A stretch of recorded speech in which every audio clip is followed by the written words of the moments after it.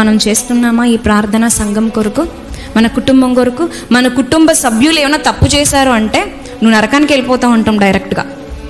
అంతేగాని ఆయన పక్షాన నేను క్షమాపణ అడుగుతాను దేవా, లేదా నా భార్య పక్షాన నేను క్షమాపణ అడుగుతాను ప్రభువా, శిక్షించకండి, కనికరించండి, అవకాశం ఇవ్వండి అని అనాలిగా.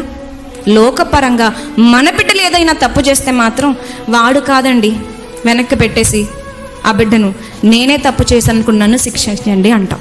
అంతేనా? వాడి తరపు నేను క్షమాపణ చెప్తానండి అంటే సొంత బిడ్డల విషయంలోనేనా ఈ ప్రేమ? సహోదరుల విషయంలో ఏమైపోయింది?